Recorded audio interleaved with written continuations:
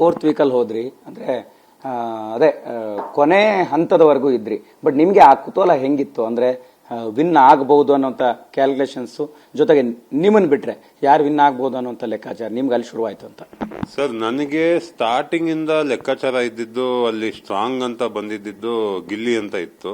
So ನಮ್ದು ಗಿಲ್ಲಿದು ಒಂದು friendship ಮೊದಲನೇ ದಿವಸದಿಂದಾನೇ ಸ್ಟಾರ್ಟ್ ಆಯ್ತು. ಸ್ವಲ್ಪ ನನ್ಗೂ ಅವ್ರಿಗೂ ಸ್ವಲ್ಪ ಜಗಳನೂ ಆಯ್ತು, ಮತ್ತೆ ನಮ್ಮ ಫ್ರೆಂಡ್ಶಿಪ್ ತುಂಬಾ ಸ್ಟ್ರಾಂಗ್ ಆಗಿತ್ತು. ಅದಾದ್ಮೇಲೆ ರಕ್ಷಿತಾ ಅವರಿದ್ರು ಅಂಡ್ ಮಿಗ್ದವರೆಲ್ಲ ನನಗೆ ನನ್ನ ಇದ್ರಲ್ಲೇ ಇದ್ದಾರೆ ಅಂತ ಅನಿಸ್ತಾ ಇತ್ತು. ಅಂಡ್ ಹೋಗ್ತಾ ಹೋಗ್ತಾ ನನಗೆ ನನ್ನ ಮೈಂಡ್ ಸೆಟ್ ಸ್ಟ್ರಾಂಗ್ ಆಗ್ತಾ ಹೋಗ್ತು. ಓಕೆ, ಇವ್ರ ಜೊತೆ ನಾನು ಆಟ ಆಡ್ಬೋದು, ಇವ್ರಿಗಿಂತ ನಾನು ಸ್ಟ್ರಾಂಗ್ ಇದ್ದೀನಿ ಅನ್ನೋ ಒಂದು ಕಾನ್ಫಿಡೆಂಟ್ ಬಂದಾಗ ಅಂಡ್ ವೀಕೆಂಡ್ ನಮಗೆ ಸುದೀಪ್ ಸರ್ ಬಂದು ಫೀಡ್ಬ್ಯಾಕ್ಸ್ ಕೊಡ್ತಾರೆ. ಆ feedbacks made me very strong. Okay, ನಾನು ಚೆನ್ನಾಗಿ ಆಡ್ತಾ ಇದ್ದೀನಿ, ನನಗೂ ಚಾನ್ಸ್ ಇದೆ ವಿನ್ ಆಗೋಕ್ಕೆ, ನಾನು ಟಾಪ್ 2 ಟಾಪ್ 3 ಅಲ್ಲಿ ಬರ್ಬೋದು ಅಂತ. ಆ ಒಂದು ಕಾನ್ಫಿಡೆಂಟ್ ಅಲ್ಲೇ ಆಡ್ತಾ ಹೋದೆ ನಾನು. ಸರ್, ನಿಮಗೆ ಯಾವ ಹಂತಕ್ಕೆ ಯಾವ ಟಾಸ್ಕ್ ನ ಆಡಿದ ನಂತರ ನಾನು ಈ ಮನೆಯಲ್ಲಿ ಇನ್ನೊಂದಿಷ್ಟು ದಿವಸ ಸರ್ವೈವ್ ಆಗ್ಬೋದು ಅನ್ನೋಂಥ ಯೋಚನೆ ಶುರು ಆಯ್ತು ಅಂತ?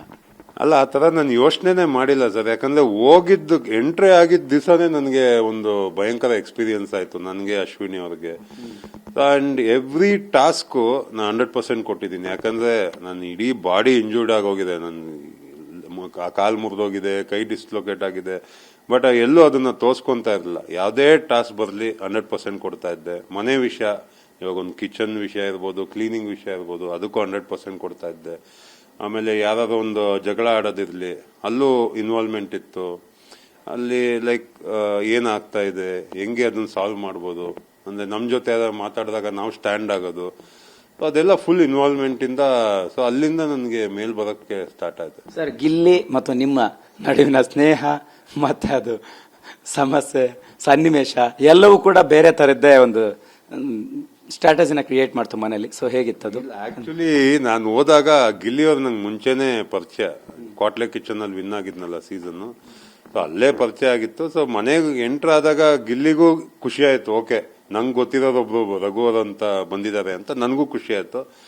ಅಂಡ್ ಆ ಬಾಂಡಿಂಗ್ ಹಂಗೆ ತುಂಬಾ ಸ್ಟ್ರಾಂಗ್ ಆಗೋಯ್ತು ನಮಗೂ ಅವ್ರಿಗೂ. ಅಂಡ್ ಗಿಲ್ಲಿ ಅವಾಗ ನನಗೆ ಸ್ವಲ್ಪ ಗೋಳು ಹಾಕೊಳ್ಳೋದು ಅವೆಲ್ಲ ಮಾಡ್ತಾ ಇದ್ದ, ನಾನು ಬೈತಾ ಇದ್ದೆ.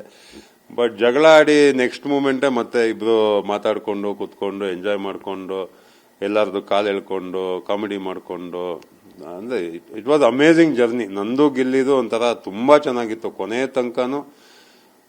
ಒಂದು ನನಗೆ ಆಕ್ಚುಲಿ ಅವನು ಹೇಳ್ತಾ ಇರ್ತಾನೆ, ನನ್ ಗೆಳೆಯ ನೀನು ಬಿಟ್ಕೊಡಲ್ಲ ಅಂತ. ನಾವು ಹಂಗೆ ಜಗಳ ಆಡ್ಕೊಂಡು ಒಳ್ಳೆ ಬಾಂಡಿಂಗ್ ಇತ್ತು ನಂದು.